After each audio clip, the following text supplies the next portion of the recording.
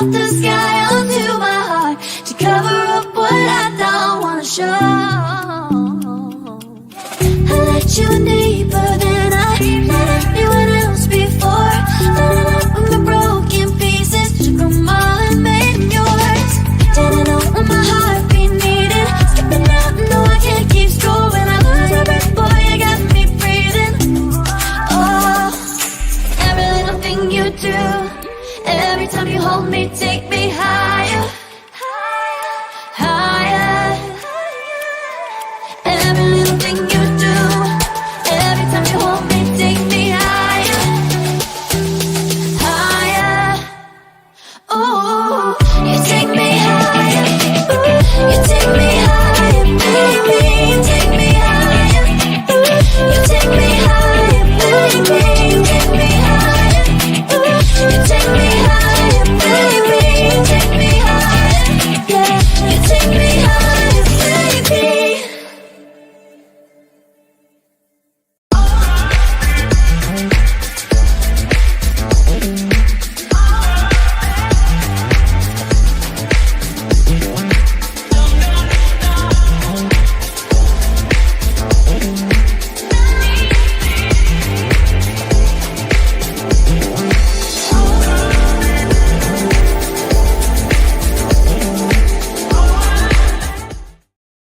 Welcome to Saturday Night by Radical Truth to Power Combination. I am your host, Marlon. As you can see, no, they will not be coming in late. No, they will not be coming in at a different time.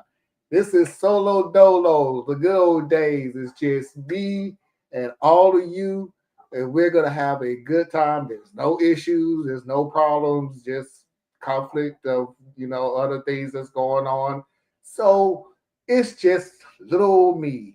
We're going back to the past when it was just me truly handling everything.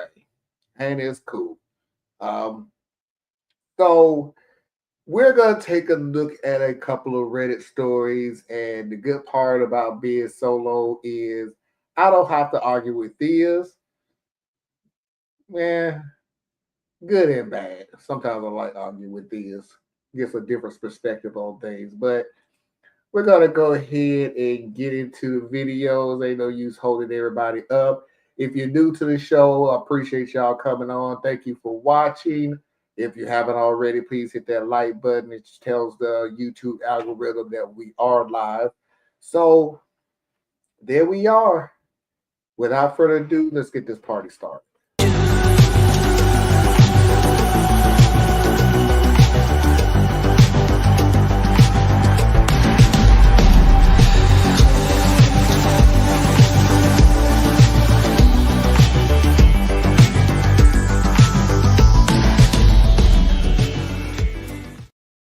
All right, let's go ahead and just get this one crazy one out the way.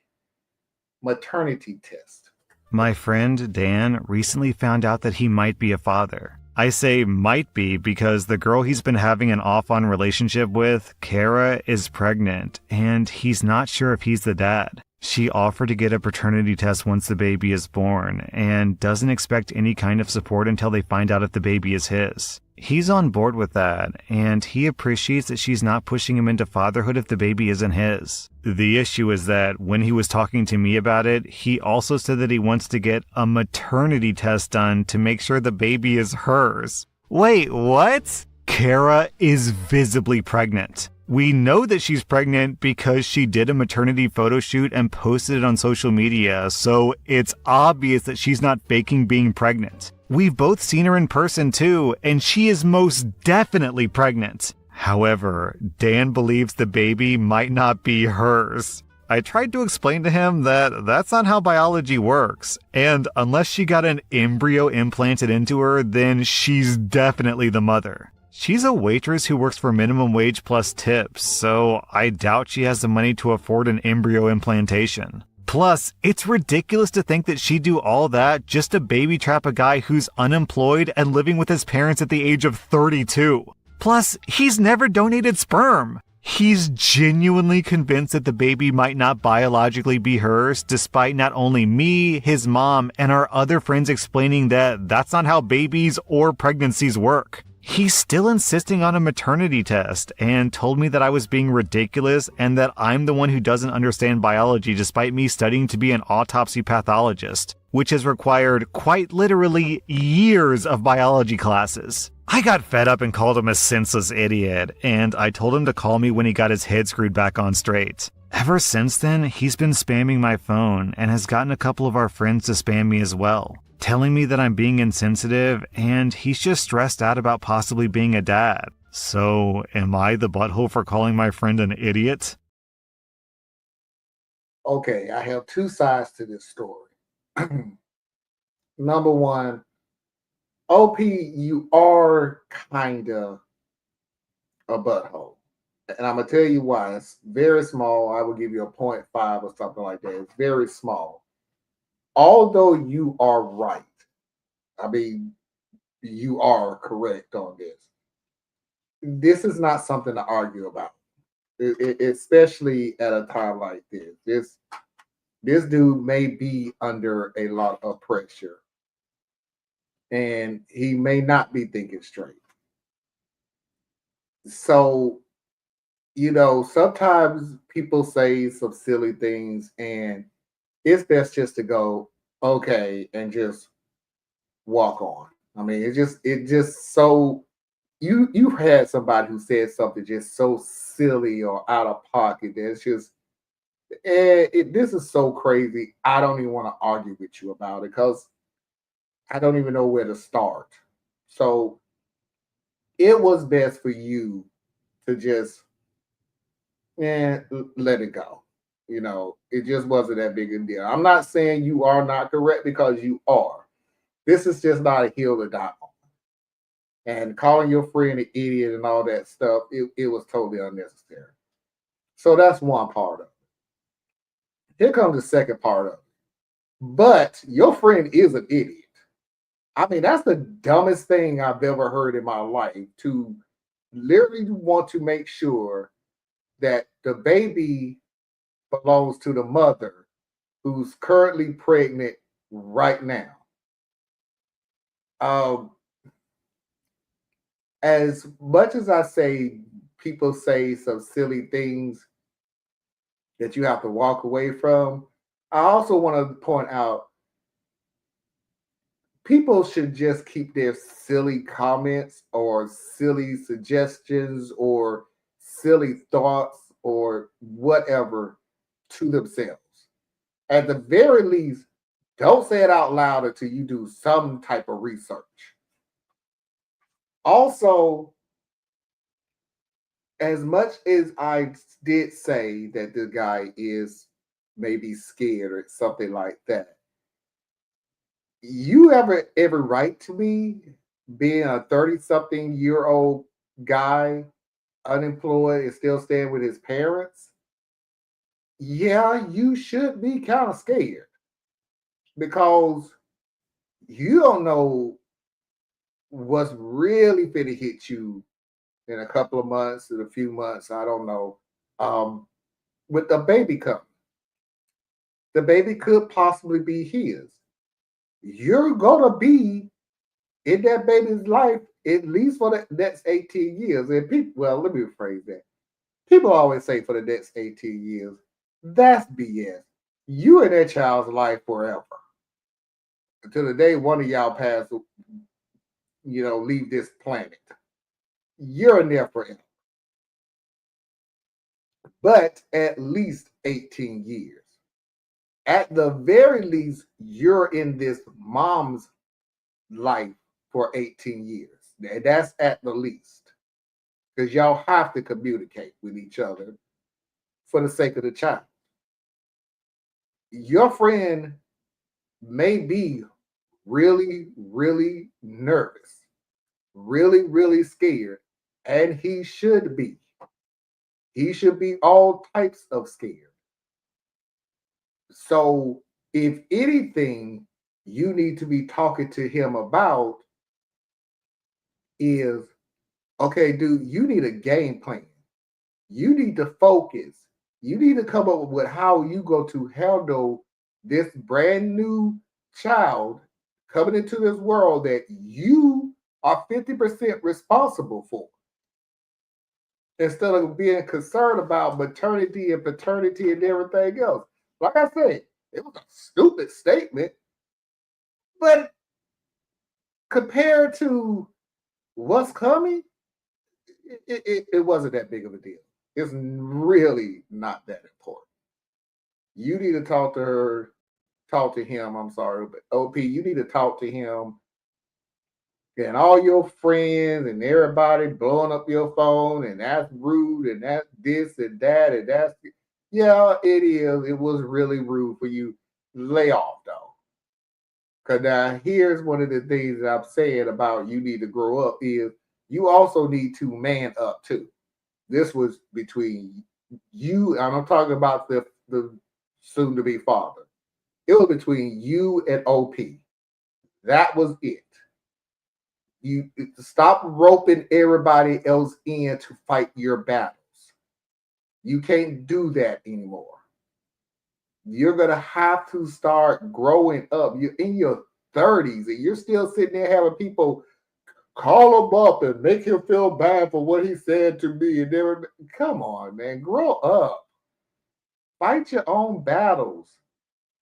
Because you got some stuff that's going to come down that pipe where you ain't got time to be worried about what somebody said about you. You got a child now. You need to handle that. So, OP, I will give you a 0.5 because I think you're fighting the wrong battle.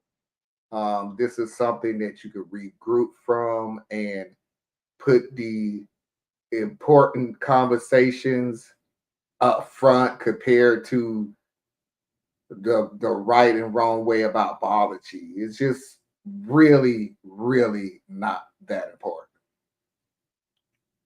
Okay, so we are gonna move on to the next video. Black hair.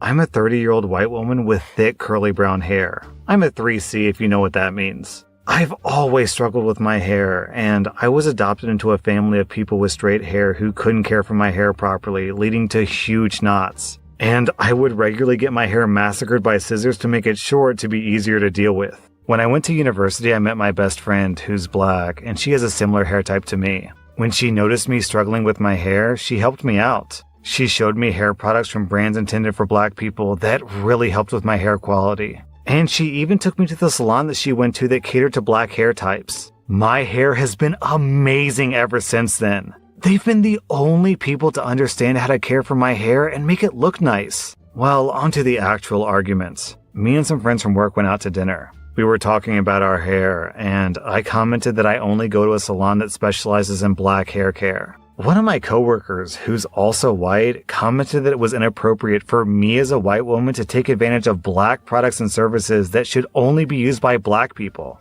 When I asked why, she said that it's kind of cultural appropriation. My other coworkers agreed with her, and I felt uncomfortable ever since. I don't know if she's right and if I'm in the wrong. I don't even know what I would do if I was in the wrong because I don't want to go back to the salons that butchered my hair before. All right, so the friends or the co-workers or whoever they was that told you this is black appropriation is flatly wrong. That's not what this is about. Please stop using words or phrases you do not truly know the definition of because that's not what the definition of black appropriation means. But I want to step away from that to concentrate on two more important things. I'm looking at my wife slowly try to put something in a garbage can because I want to make noise. you're still making noise. Either way, I want to concentrate more on the most important things. And the most important things is we've had this issue with the white community for the beginning of time. Please stop talking for the Black community, um, especially when you have no idea what you're talking about. And now to get to the second part, that's most important. The reason I say please stop talking about, please stop talking for the Black community, especially when you have nothing about, because there is not a Black owned company in this country that would not take white money, quote unquote white. No Black business would do that. There is not one Black owned business that would say for Blacks only. Salons, grocery stores, convenience stores, car washes, you name it, insurance agency, you name any of them.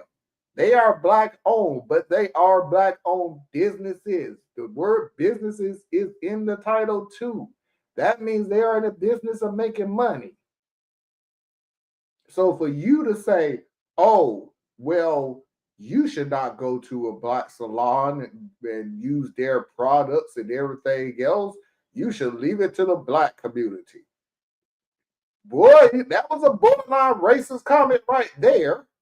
Because you're just flat out saying the Black businesses is for Blacks only. Say that the opposite way and say the white businesses is for white people only. See how that sounds? Oh, yeah, we've had that before. It didn't work out very well.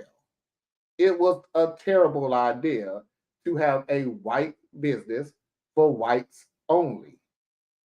So why would you think, speaking for us, the colleagues speaking for us, why would you think a Black business that's in the business of making money, doing services, will literally turn down anybody because they're not the same skin color that the owner or even the workers are? It's not how that works. So please, from the bottom of my heart, stop talking for the Black community, especially when you have no idea what you're talking about. You was dead wrong. OP, you are doing nothing wrong. Keep it up. You have to take care of yourself. You found a salon that's able to take care of your hair. Keep using them. Don't let other people, especially people who have no idea what they're talking about, stop you from doing what you want to do, what's best for you. They don't understand, basically. They just don't understand. And the funny thing about it is, sometimes, which for a lot of people, what's the one thing that you do when you don't understand something? You attack it. And that's what these people were doing. I don't understand why a white woman will go to a Black salon. So that must be something wrong with that. And I need to speak up because I don't want, I have no idea. I'm that's as far as I got. I have no idea why you spoke up. Power, I guess. You just one of them people that just have to say something about something. I don't know. But OP, stick to your guns. Do you? You're not hurting nobody. As a matter of fact, you're doing the opposite. You're helping a Black owned business. So stick to your guns. Don't listen to these people. They have no idea what they're talking about. And that's it. All right. We're moving on to the next story. Well, before we go get to the next story, let's go ahead and pay those bills. Please do not forget to go. Please do not forget to go to patreon.com/Tracy Media Fan. Help support Tracy and all of her endeavors. Please do not forget to go to Anna Hart's website, BorelliEtc.com. Learn something that you didn't think you need to know, but you should. Please do not forget to go to Thea's Complex Mind, Simple Man on YouTube. Please do not forget to go to Kim's Foxy Gma on YouTube. And if you need to reach me, you can do so at RTTP at Outlook.com. That's RADTP at Outlook.com. And let's go ahead and get into the Mama Heart Hour and into the next story. I Want Your Woman. Throwaway for obvious reasons. My brother is getting married to his childhood sweetheart soon. I didn't like the whole idea of the wedding because they're practically still kids and it would be dumb for them to get married so young. Our parents, ours and hers, are pretty pissed about it too, but going along with it anyway because they were worried they might just elope and go no contact otherwise. Also, I'm in love with his fiance. We all sort of grew up together, neighbors for 5 years when we were teens, parents, close friends now, etc. And she always had a big crush on me, but I ignored it because she was a kid and really annoying. But her and my brother were always best friends because they were the same age. We had a bit of a thing when we were like 18 and 16, but again, I thought she was too young. And also I was dealing with a lot of personal shit at the time, so I ended up pushing her away and making her think I didn't want her because I didn't want to hurt her worse in the long run, even though I kind of did start to really like her. I guess I thought she'd just be there when I was ready or something because she'd always been so obsessed with me. Cue my freaking brother riding in on his white horse when I broke things off with her and them getting together, which was always his game plan, I think. Fast forward for years, and apparently they're getting married. She's more religious than we are, and they've always done the purity ring bullshit, so obviously my brother just got bored of waiting and wants to get married now so he can get laid. I don't think he's good enough for her, and I never did, especially in the light of what I now know. Anyway, my brother got really drunk the other night. He told me that when they broke up for a while, I don't know why they broke up, but I remember he was really cut up about it. Last year, he slept with someone else just before they ended up getting back together. He was going on to me about how bad he felt about it and how he didn't know she was going to take him back when he did it, and he wished he hadn't, whatever, dick. I don't think she knows what he did, and I don't think she would marry him if she knew that he had gone and cheated on her when they were broken up. We were on a break! Especially if they are doing the whole no sex before marriage thing. Will I be the astronaut if I told her what he did and told her how I really feel about her and maybe stopped the wedding? I really think she's my soulmate and that deep down she probably wants to be with me too. She just doesn't know that I'm in love with her and that is still an option, or that he's just a cheat. If I love her too, I should tell her, right? She might want to be with me instead. Okay, first, ooh, Lord. Hey, Susan, how are you? Thank you for coming to watch us, or watch me. OP, from the beginning of your story to the middle of your story to the end of your story, you're just talking about you. It's honestly, it's all about you. And thanks for Susan for coming on, because I guarantee the first thing out of Susan's mouth she's going to text is he's a narcissist. Hey, yeah, he is. He's not the huge narcissist, but in this situation, you're a narcissist nonetheless. This whole thing is all about me. Let's start from the very beginning of your story. You started off the story with this girl liked me, but I really wasn't into her. Then I was into her.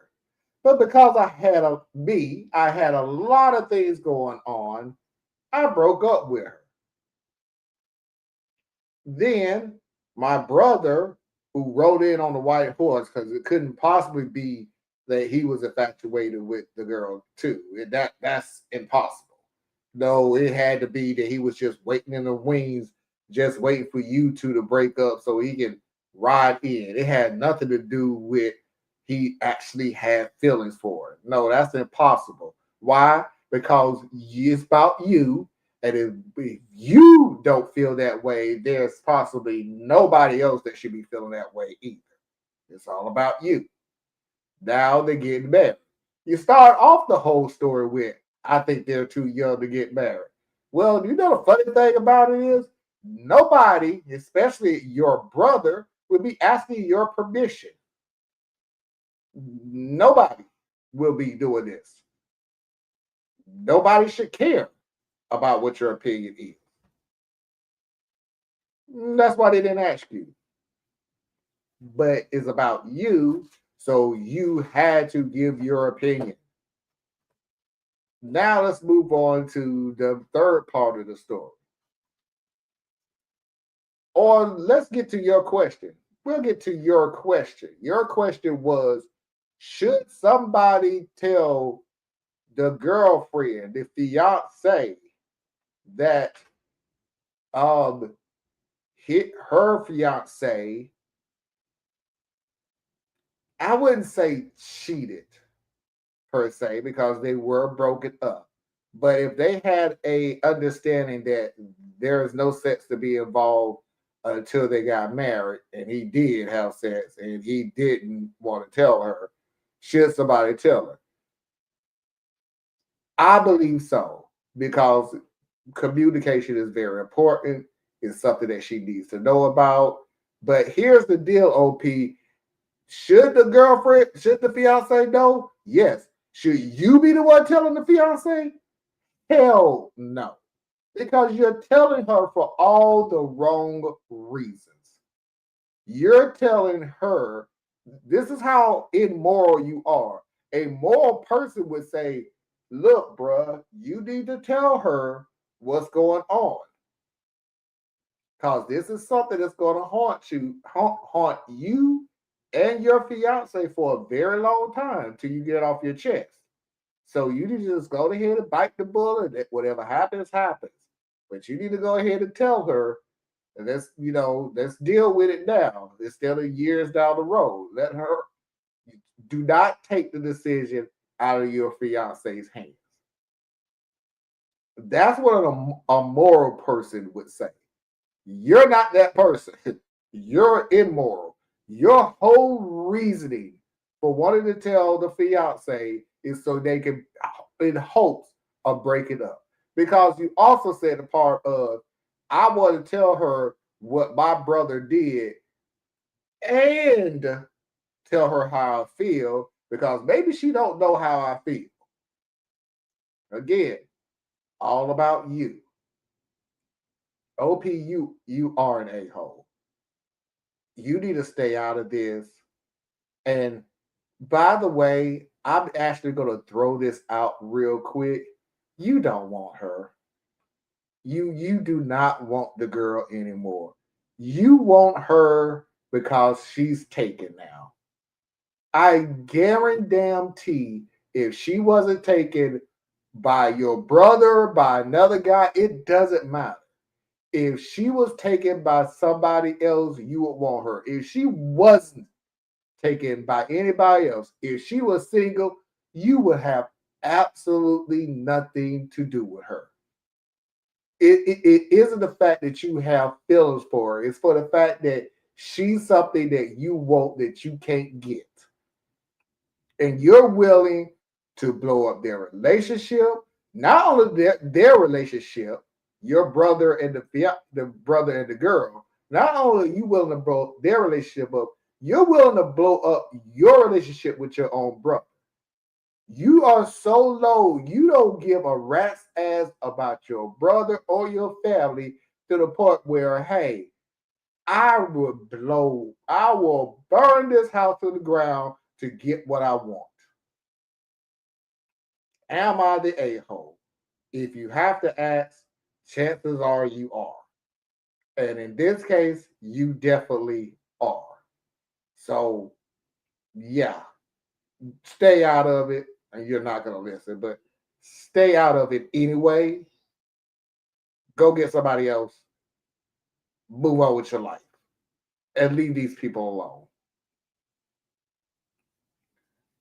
All right, final story before we get to the a-hole.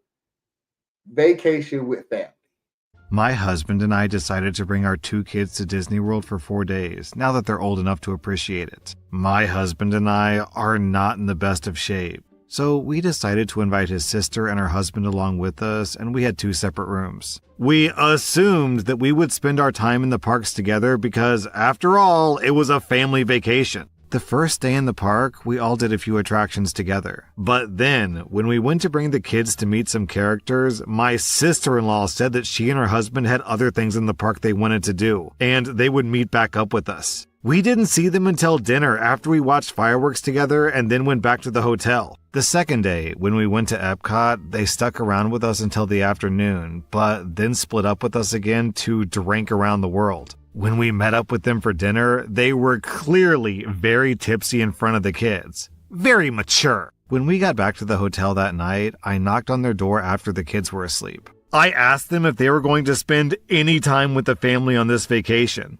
And I told them that running around an amusement park with kids all day is exhausting and we could use help. My sister-in-law claimed the time that they were spending with us was enough, but they wanted to do their own thing too. She made a rude comment that she didn't take days off work to be our babysitter. The next 2 days, we didn't speak to them at all. They did their own thing and we did ours with our kids. We didn't see them again until the flight home, which was awkward. I was so upset that they ruined the experience for our kids, who were looking forward to spending time with their aunt, that when I got home, I wrote an email to our immediate family about the experience. And at the end, I told them this was the reason we'd be going low contact with my sister-in-law. I included my sister-in-law on the email, sent it, and went to sleep. I woke up to a ton of angry texts from my husband's family calling me ridiculous. I just assumed that she would spend time with family on family vacation, but clearly she doesn't value family. I'm gonna discuss the I'm gonna discuss the last part of this video first. That is why we're going low contact with them. That is not a threat. That is the other person was thinking, I hope that's a promise. That is not a threat. You are not threatening us going low contact. That means we ain't got to put up with your BS anymore.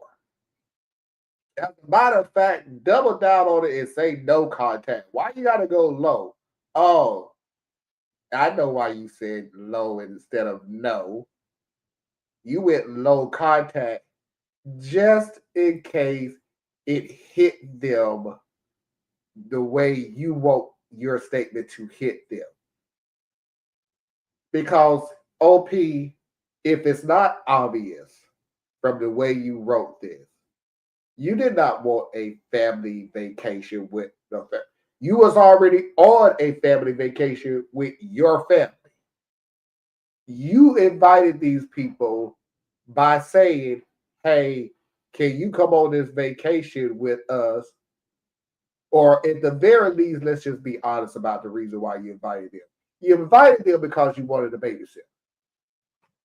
You wanted a free babysitter because you said it yourself, you're not in great shape. You can't do all the things that everybody else can do, go to all the places that they want to go because you're not in great shape. So what do? I'll go ahead and hire a free nanny. Anybody to watch my kids while I rest a little bit. Because we're family.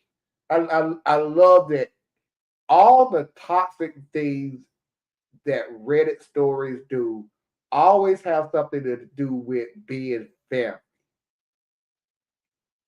You ever notice when people say toxic things and do toxic things, they're doing it to their family, yet the family should accept it? The victims should accept it because they're family? You can't have it both ways. When do you start and stop being a family? You was family when you did toxic things. You was a family when you said certain things. You was a family when you did certain things. You was a family when you stole somebody's man, stole somebody's woman, blah, blah, blah. All the other stories we listened to. You was family then. And yet you did it. So when did the family end and the family begin? Because when you do toxic stuff, you end the family dynamic.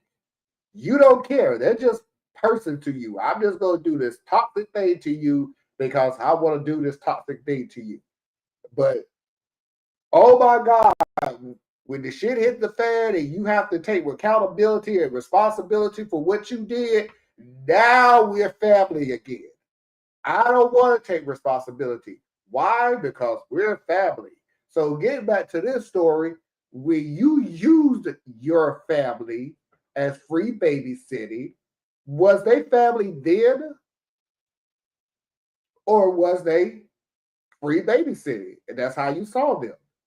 But because you didn't get free babysitter, and I'm gonna say it like this: you knew what you was doing because you never told them the reason why you wanted them to go on the vacation with you. If you'd have said, "Hey, I'm not in great shape. Could you come on this vacation with us and just watch the kids from time to time so I can take a breather and get my bears and everything, and I'll take them right back in it." You never said that. You just said, "Hey, let's hang out as a family and go to Disney World." Why? Because you knew it was BS when you did all of it. And you don't tell people your Lex Luthor plan until it's all the way done, until you're in the midst of it.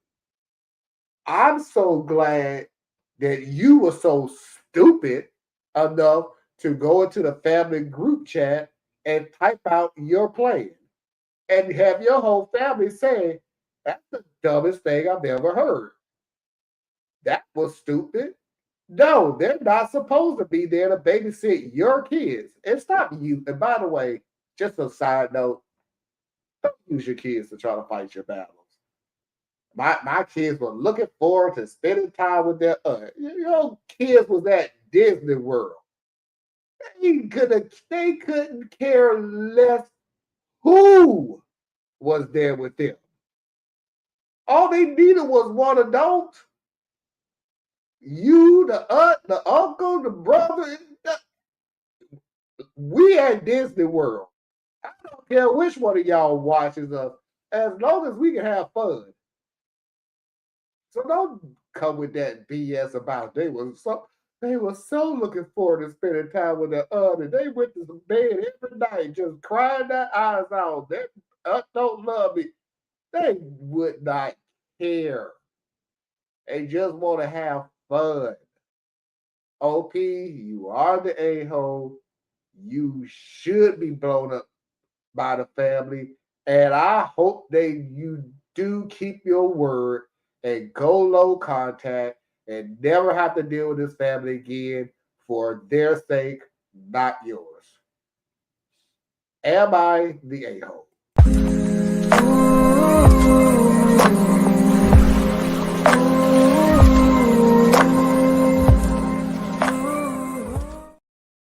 This is the last video of the night. If you haven't already, please go ahead and hit that like button. I would truly appreciate it.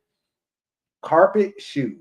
Me, 35 female, and my wife, 50 female, have a 5-year-old daughter, Mia. Mia was adopted at birth and has been the best thing to come into me and my wife's life. Mia doesn't have a proper diagnosis yet, but the doctor is pretty sure she's autistic. We are currently in the process of getting her officially diagnosed so she can get support at school. One of Mia's biggest issues is textures, and especially textures around her feet. She hates walking on carpets that feel funny and will often make one of us carry her if the floor feels wrong. Recently, my parents updated their house and put in new carpet. When I took Mia over for a visit, she had a meltdown over the carpet's texture, and I had to carry her around the house the entire visit. I messaged Mom a few days ago and offered a solution so Mia could come over and play. We would buy her a brand new pair of shoes just for inside the house so she can comfortably walk on the carpet without any issues. My mom thinks that this will ruin the carpet and has refused the idea. I told her it's either the shoes or they come over to our house to visit Mia, as she will not step foot on that carpet without her shoes on. I'm now supposedly a bad daughter for not trying to come up with any other solution, even though I have thought about it,